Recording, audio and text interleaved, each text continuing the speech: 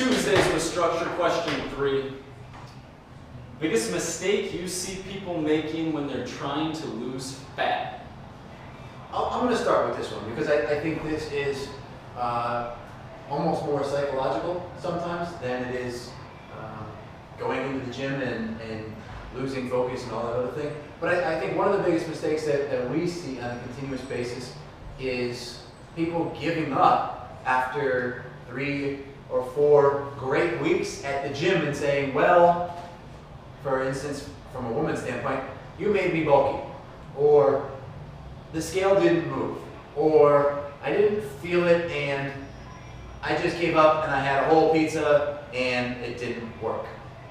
So I would say one of the biggest mistakes from a psychological perspective isn't necessarily something that we see people doing wrong in the gym. They're doing all the right things, but they give up too soon. They forget that it's a process. They forget that the scale is going to budge slowly, right? It's not necessarily going to happen in a weekly linear basis, as you've said before.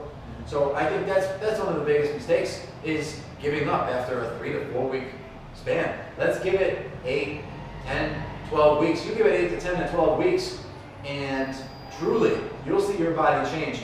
And then it doesn't become a mistake because then you're adopting a lifestyle versus a diet.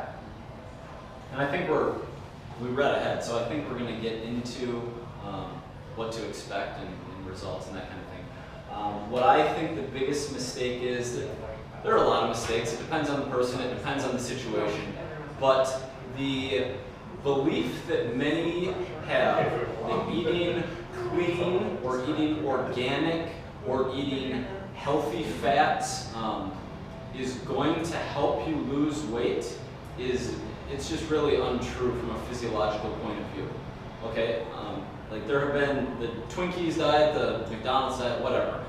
Calories are king. Obviously, you should be eating vegetables, proteins, good things.